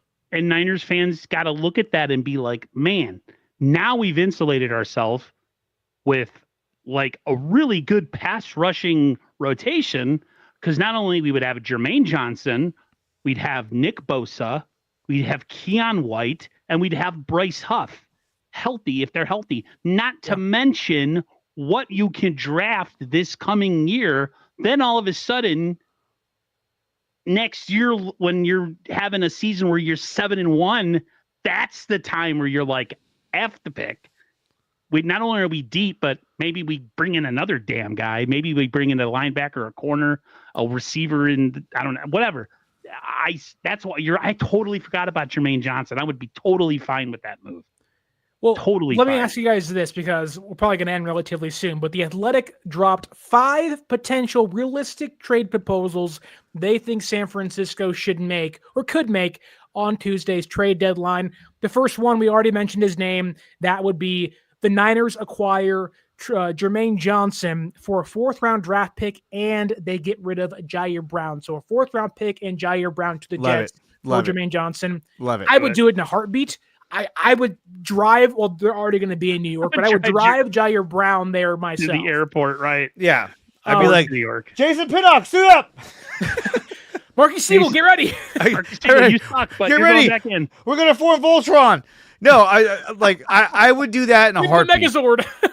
A 4th-round pick and Jair Brown. Yeah. Fuck, I'd be like, dude, go. Yeah. But is that more of a benefit for us? I don't know. Yeah, I mean, you help your. They just traded Michael Carter to where did he? Philadelphia. I'm like, why are teams still helping them? They should be like, no, we're not. This stops now. They want them to beat the Chiefs again, because the Chiefs are pulling all their similar fast ones, and they know they're the only team that is good enough to beat them. No, what it is, it's the power grids. That's why there's so many injuries right now. Yes, it's the what is it? It's the EMF. EMF. Coming. My God. Every Little League field is next to power plants, folks. It's like what's happening? They really are. There's one here in my city, right next to a massive power plant. Exactly. Didn't bother me when I was 12. I was fat as hell, but still, it doesn't matter. So we are 2 thumbs up. Jermaine Johnson to San Francisco for Jair Brown in the 4th-round pick. There are more trades, though, I want to get your opinions on quickly. Right. The other trade with the Jets is a 2027 6th-round draft pick for edge rusher Michael Clemens of the Jets. Clemens, I believe, is 1 year on his contract remaining, has a 9.7% pass rush win rate this season. So not great, but, not terrible by any means. He's an above average pass rusher. He'd be in your rotation for 1 year. Really wouldn't cost you too much. Would you do that deal, or is that not really a needle mover for you? I would do it. I would do it. Okay. Someone say something. I would do it. 4th-round pick. That's good. Okay. The other trade that involved Jair Brown to the Jets was just Jair Brown and a day 3 pick, that meaning rounds 5 through 7, I believe. No, that's rounds 4 through 7. Sorry. For Jair Brown, I'm assuming that probably be for a 5th-round draft pick. You'd be saying goodbye to a 3rd-round draft pick a handful of years ago for probably a 5th-round draft pick. Would you just trade Jair Brown outright to the Jets for a day 3 pick? Yes. Always better to have capital. I don't think I would do that. I mean, it's to a point where how much do you value Jair Brown at that point? Like, is he somebody under contract for a handful more years, relatively cheap? Well, that's what I'm saying. Like, is he a guy? Like, it's all based on how they evaluate talent. If they say, "Hey, look, this is a guy that we want to keep around for a long time," or is this a guy that has hit his ceiling and we don't see him, fitting in with what we're doing moving forward? We got Mustafa, we have Siegel. These are guys we want to develop and see them get more playing time. So it all depends on that, if you ask me. Okay, Aaron, yes or no? Yeah, I'm either way on it. Yes. Okay. So we are yes on Jermaine Johnson and kind of iffy on the other one for Clemens and is trading Jair Brown outright.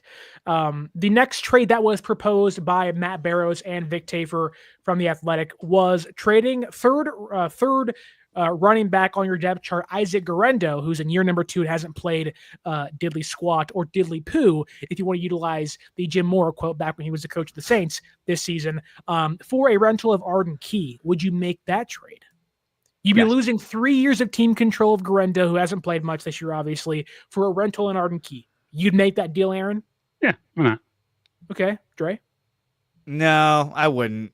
Just because you have team control over Isaac Guerrero now. To me, he's being underutilized. I think they should have used him more as a receiver as well, because he did play receiver in high school. I think the guy has talent and has skills that you can utilize. And I think Arden Key, bringing him in, I mean, I just don't know if that really moves the needle for we're going to remain competitive. We traded Guerrero and we got Arden Key. Like, well, okay. Yeah. What's he going to give you? 3 sacks? They have no depth. And that's the one thing that they need is depth. They need depth. I mean, Arden Key's a 1-year rental anyway, so that to me is, I think, the big conundrum, because Keon White probably replaces Yetur Gross-Matos on the roster, who's an impending free agent after this season. I think that's kind of where San Francisco, their mindset is of like, if we're going to trade for somebody, they at least need to be depth for us beyond this year. Samuel Kawanu's an impending free agent. Jordan Elliott's an impending free agent. Kevin Givens is an impending free agent. I think Kalia Davis also might be, which those guys aren't going to be expensive, but they're bodies that have played for you this year and have been at least okay in their time. But certainly they aren't, world beaters, if you will. But okay, we are split on the Isaac Guerrero trade. I wouldn't make it. Aaron would. Dre would not. The other Isaac Guerrero trade is to the Miami Dolphins. Aaron probably knows more about this than many, with his brother being a Dolphins fan. But the trade is straight up Guerrero to Miami for edge rusher Matthew Judon. Yes. I would hate this if I was San Francisco. What was it again? Aaron, Matthew Judon to San Francisco for Isaac Guerrero. I would not do this by any means. But Aaron, you like it. What do you think? Yeah, absolutely. Edge rusher, why not? He's a young player too, right? No, Matthew Judon's like 34 years old, a 3.3% pass rush rate. He's a veteran. Who am I thinking of then on that team that's the young guy? Is it Jalen Phillips? Chop Robinson? Chop Robinson, that's what I'm thinking. Okay. Not the same. Not the same. No, that's what you know what? No. I was thinking of Chop Judon's Robinson. washed. No. He's washed. He's 33 years old. Yeah.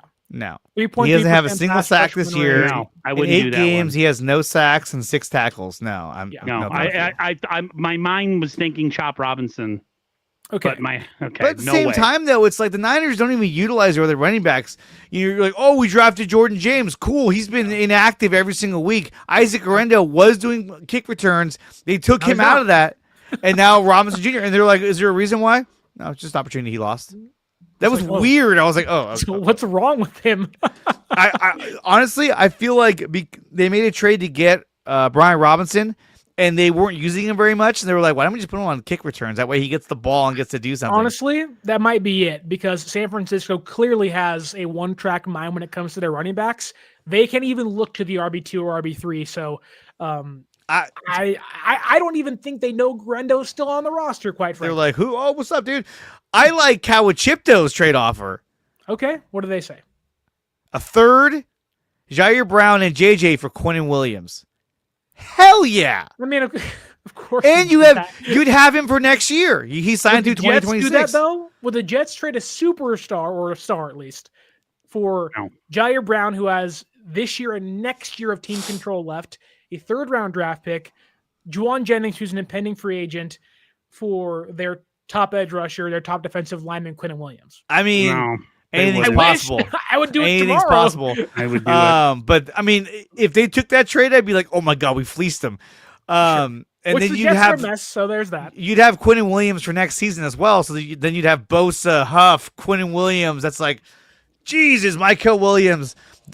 That'd be great. And that's another player I would love to see them try and get, even though the Jets have said we're not trading him. But whenever I hear a team capital for him. Whenever I hear a team say we're not trading him, We're not interested in trading him. All that means is you got to wow me with an offer if you're going to get him. That's all that means. 3 first rounders? We'll change them. It's posturing. And you know what? If I'm the Eagles and I say I'll give you 3 first-round picks for Myles Garrett, if the Browns are dumb enough to take that pick, like, okay, let's do it. They're getting late first-round picks. It would allow you to rebuild your roster quickly, but still, that's. I mean, now keep in mind, Quinnen Williams is under contract through 2027. However, his cap number goes from 21.5 to 26.6 to 30.4 at the end of his deal. So there have to be some contract gymnastics. Now, that's a lot cheaper than maybe what you'd pay Trey Hendrickson if you signed an extension. that so then you could say, well, I mean, we're only paying him $30 million in a couple years. That's and we're only paying, we're only paying Nick Bosa 35. Yeah. Was that Aaron? Did they convert any of that to a signing bonus if they wanted to extend him? I'm sure they could. I'm sure they could. I would not be surprised after this season. You don't see guys like Kittle and Warner and Lenore and somebody else in that room redoes their deal and just to move money around and maneuver things around. I wouldn't be shocked if IU comes back and looks somewhat healthy, which I think he will. At least I hope he does. I wouldn't be shocked to see San Francisco kind of redo his deal too, lower that cap, free up some money. Let me ask you guys this. If it came down to a deal for either Trey Hendrickson, Quinnen Williams,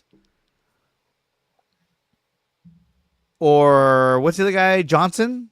Jermaine Johnson of the Jets. Jermaine Johnson. I wanted to call him Jeremiah. That's not it. Jermaine Johnson. Who would you rather see them go after? Well, not Trey Hendrickson. It's fine. Jermaine Johnson. Well, it's tough because it's like two different things, right? You have Quinnen Williams for the next 3 seasons, but highly paid, albeit maybe at that point but he's really underpaid. Good. He's right. Really good. It might be underpaid by the time you're paying him $30 million a year.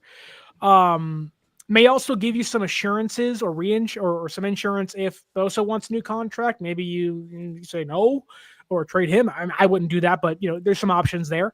It would almost be like, Bryce Huff is a free agent after next season. You can say goodbye to him and not really blink at it if he's still really good for you and say he wants to get paid again. Like, paying Williams doesn't really have a lot of pitfalls outside of money, which I think paying a player like him under $30 million for 2 years really isn't that big of a deal, at least compared to paying someone $30 or $40 million per season. But I think, like, from a perspective of what they will do, I think Johnson makes the most realistic sense for the team, but Williams is awesome. Aaron. It's definitely between Johnson and Williams. Yeah. I mean, if it's all about cost, Williams would probably be the smartest one to do, and he would give us something that we haven't had in a really long time, which would be a dominant interior defensive lineman. It's been a long time. Think about that too, is he was in the same class as Bosa. That's insane. Bosa and him on the same defensive line would be. Well, didn't they go 2 and 3? Right, 2 and 3. So. Yeah. And we also got some breaking news. It was as of 22 hours ago. So this is yesterday. Bengals defensive tackle McKinley Jackson has requested trade or release. So everyone wants out. I know. It's almost a meme now. It's like everyone's asking for a trade. It's kind of on the same topic of the athletic stuff. There was one more trade in there I want to ask you guys about. It was the Niners acquiring edge rusher of the Falcons, Arnold Ebiketie, in exchange for a 4th-round draft pick under contract for 1 more year, so he'd be a rental. I think a former 2nd-round draft pick of the Falcons, maybe somebody you can re-sign for fairly cheap. So far this year, a 9% pass rush win rate. If you did some math, that would basically be above Micah Williams, Arden Key, Beal Jr., other guys on San Francisco, but be below Samuel Kawanu, and guys like Bosa, Phillips, and guys like Bradley Chubb out there. Is that somebody you entertain? Maybe somebody you could re-sign fairly cheap. He has no sacks this year, only has 2 pressures. Isn't playing much, mind you, in Atlanta. So maybe another castaway you can get for cheap. Would you do that deal? I don't know enough about him. It doesn't move the needle enough. Even Arden Key doesn't move the needle all that much. Sure. And again, getting an Arden Key, that's like, We're just going back to the well. Like, well, Yeah. you know what it reminds me That's of? a Band-Aid move. It's a Band-Aid move, 100%. To get you through the season, basically. Yes, it feels like Arden Key feels like a San Francisco Giants move. I know I bring them up a lot. It looks like a move that they would do in years past, where you're just like, oh, we're gonna bring this guy back and just. Can I ask you guys one final question? Then we'll get into our score predictions for Sunday's game, which feels like a conversation an hour ago. It's been a long time, but it's been a good conversation. So that's great. Do you think San Francisco may actually opt to try to trade for a defensive tackle over an edge rusher? I think with Jordan Elliott, according to Jennifer Lee Chan, not traveling with the team this Sunday for a personal reason, leaving him questionable for this game. Alfred Collins dealing with an injury. Khalid Davis not playing great football as of recent. And them getting thinner on the interior. Do you think they may opt to get a defensive tackle? That way Mike Hill can play the outside to help kind of, again, get them back to Bryce Huff in week 10. I don't think that's a bad idea, quite frankly. I don't know enough about the defensive tackle class of free agents, or tradable players, to even make a comment on that. There's a name out there that I don't know if he's going to get traded. There is rumors that the Titans right now aren't sure if they are open to dealing him or would like to see him under their new coaching staff, which will be in place next year. That is Tavondre Sweat. He was their second-round draft pick, I believe, a couple years ago. So far this year, only played 3 games. There is some injury concerns, but he has 3 pressures. He had 2 sacks. He has a 2.5% pass rush win rate. It would certainly help San Francisco a ton on the interior.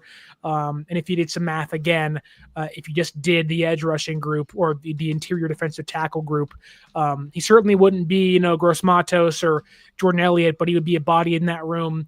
I think the more he plays, the better he'll get. And on top of that, the run defense, having a bigger body guy in there might also improve and also give you depth under contract for, I believe, 3 more seasons. He would be right now San Francisco's best interior run defender when it comes to PFF scores, with the 67.2 compared to their highest player, who is a 53.5, that being Khalid Davis. Would you trade a 3rd-round pick for a player like that? Bump that to a 4th and we got a deal. Yeah, exactly. I was like, a 3rd-round pick? No way. My thought is that 2nd-round draft pick from Tennessee, they aren't really, I guess. If it's Jeffrey Simmons, I'm like, let's go. That's a 1st-round draft pick. But they're like, we're not going to give him up. Oh, well. We're not going to be good for another 4 years. Yeah, I mean, I think Tavondre Sweat would be a good fit for San Francisco and Tennessee, but let's rewind the clock all the way back to, I don't know, let's say 3 o'clock. And let's give our score predictions for this Sunday. Giants versus Niners. Did the entire shebang, why they could win, why they could lose, how they could win, how they could lose, and what could cost them this Sunday's game. Aaron, we'll toss it to you. What is your score prediction for Week 9? Do the San Francisco 49ers win, or do they lose and fall to 5-4? I think this game will be close, as is every 49er game this season. I think both sides of the ball will struggle at times, but based on what we've talked about and what you've said about Jackson Dart and his affinity for throwing and having turnover-worthy plays, I'm going to say the Niners squeak out a win 23-14 in New York and go to 6-3 with a huge date coming up with the LA Rams. Dre? I think the Niners win this game. I think the Giants are too banged up to win this. They don't have Cam Scadaboo anymore. Obviously, they have injuries to their secondary. I think they are going to try to mimic what the Houston Texans did, because they're like, hey, look, we got a pass rush, or they got a pass rush. This is what we got to do. But they're better against the run than the Giants were. The Giants are 30th against the run, because these are pass rushers. They're not run stoppers. They're like, well, there he goes. Yeah, if the Niners can control the time of possession by running the football effectively with Christian McCaffrey, which will open things up, for their passing game, I think San Francisco wins this game 24-17. Well, Dre, Aaron, you basically have mimicked my final score as well. You both have San Francisco winning. I will third that, and I think San Francisco wins 24-17. They have to defeat Christian McCaffrey. George Kittle should be in for a hopeful first big game of the season. The Giants are banged up. San Francisco equally banged up, but hopefully can pull things out this Sunday. All three of us have San Francisco winning. What a shocker. But hopefully that's the case when the Giants and the Niners lock horns. The other thing is pray for safety. They're at MetLife Stadium. Whether you're holding onto your rosary, lighting a candle, or praying to the south or north, whatever way the Muslims pray, all respect to them. My God, this team has to stay healthy. Like, holy crap. I think we're all kind of scared as to what MetLife Stadium could hold for San Francisco this weekend. But hopefully things work out for them, and each team can stay healthy for that matter. But don't forget to like and subscribe here on 49ers Access, but also like and subscribe to 49ers First Takes and Dre Area Sports. To my right, my left, my side is Dre from Dre Area Sports, and down below is Aaron from 49ers First Takes. We're having a great time. A nearly 2-hour show. We have San Francisco winning 24-17 and 23-14 down below with Aaron's prediction. Like, share, and subscribe, and we will see you all next Friday leading into Niners versus the Rams. Hopefully a big Week 10 matchup. Until next time, though, my name is Sterling Bennett. For Dre, for Aaron, as always, stay faithful.